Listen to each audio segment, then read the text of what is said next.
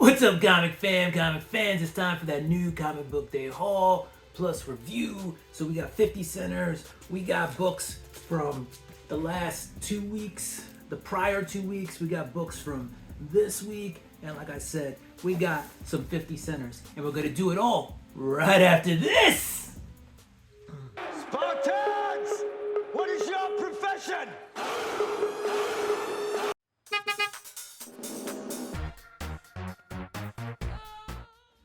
All right, let's go into this week's books. The only DC book I picked up this week, Batman number 142. We have the Joker. All right, year one, part one. Chip Zdarsky is going to give us an origin story of the Joker and the Red Hood, all that. They've managed to work in some of the mythos of the Joker into this book. So it's not starting from scratch. It's kind of taking bits and pieces of other stuff, putting it in here. Overall, I didn't hate the read, right? I just like the Joker being mysterious. So with all these different books kind of giving us these backgrounds of the Joker, sometimes it's just like leave well enough alone. The Joker didn't need that history, but it's what happens. All right, we're moving on to the indies. First off, we've got the House of Slaughter Ashcan. Very reminiscent of the Something's Killing Children number 21, I believe, issue 21, Ashcan, except this one's purple. Jace Butcher, the story in here is that Jace Butcher, who was the main character coming out of House of Slaughter with issues, 1 through 5 or whatever the first arc was, he's on the run, right? And the House of Slaughter and the House of Butcher, or the Butcher House, have come together. So Slaughter House lives up north, Butchers are in the south. They've come together, and the House of Butcher is kind of named after this character. And anyway, Jace is he's with one of his friends who's kind of like a fortune teller or a future soothsayer, I guess. And they're like, you gotta leave, you gotta get out of here, you gotta get out of the country. The Slaughters and the Butchers are working together. And he's like, what? All my enemies in one house? Let's go. So that's what this book is about. All right, and it looks like it's gonna have a lot of action, a lot of stabby. So we'll see. But it looks like House of Slaughter and Something's Killing Children they're crossing over. That's cool. All right, here's one of the big indie books this week. Sold out in most stores that I went to. This is Thundercats number 1. All right, this is the Chitara cover. I forget who did this cover. I like Chitara on this, but the other guys, man, they did not do him justice. The other Thundercats. I don't know. Anyway, good. It's a Dynamite book, right? Declan Shalvey's writing it. I know Declan, I think, more for his art than for his writing. It's a good book. Good first entry. I might get issue 2.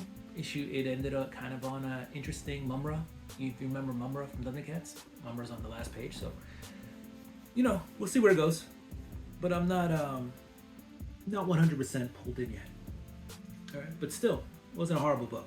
No, I didn't regret buying it and reading it. Just didn't blow me away. All right, next up we have Ultimate Black Panther. Again, this is we're at Marvel now. And this was the big book of the week for Marvel. Sold out everywhere. I got a cover A. I asked for a couple of other covers. Obviously, it was going to be one per person. And the other covers, I guess, were already spoken for. So I got cover A, which is fine. It's also what happened with Ultimate Spider-Man. So, let me talk a little bit about the story. It's cool. Looks like Killmonger might be a good guy in this one. I don't know. He's kind of doing things. Black Panther's kind of holding back. Looks like there's like a terrorist organization infiltrating parts of Africa. Basically killing, but also looks like they're just capturing whole towns and kind of making them work for them.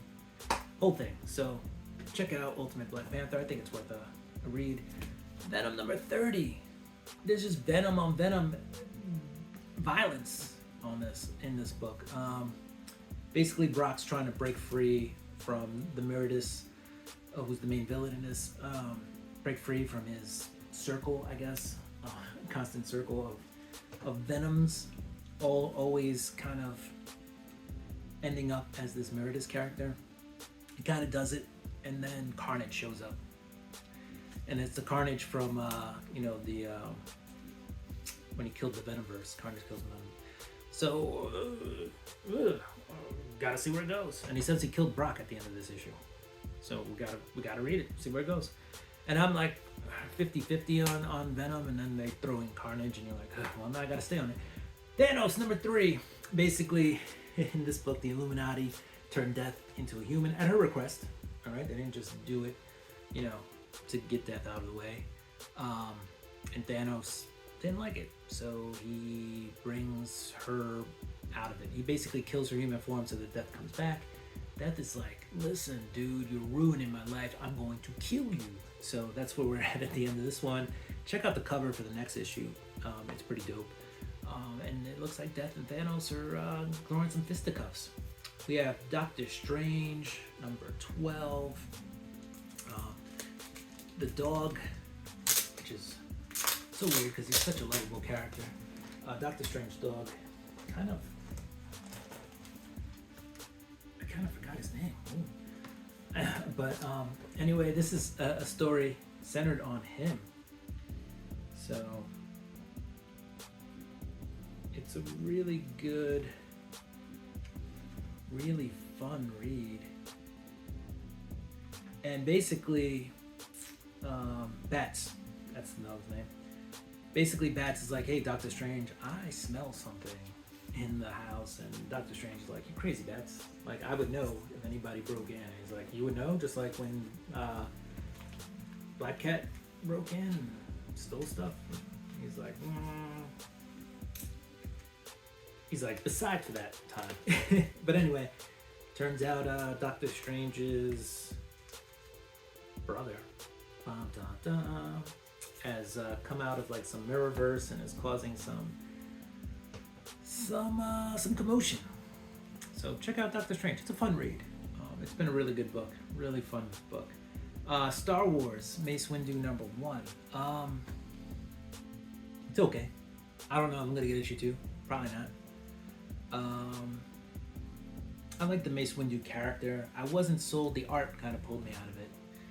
It's very static art. The characters are they're not 3-dimensional. They're very flat. So the art will work well as like poster art, prints. For the comic, it just doesn't feel right. Whenever it's a detailed piece, the detail for me is just not there. And the story was okay.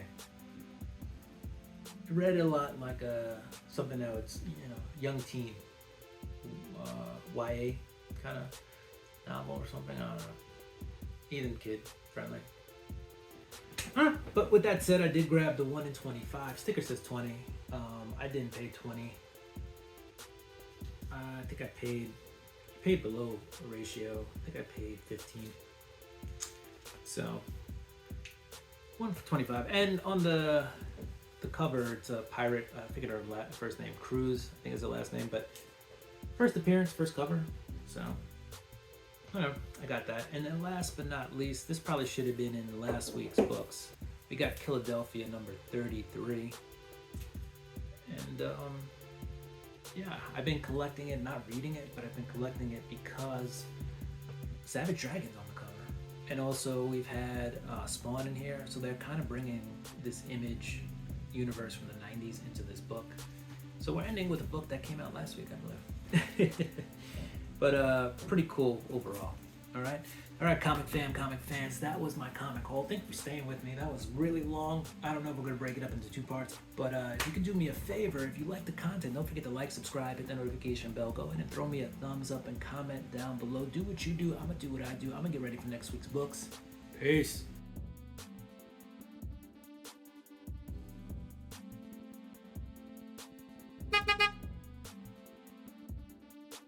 What's up, comic fans? I gotta turn off the fan. What's up? Plus review, we're gonna go out. We're gonna go.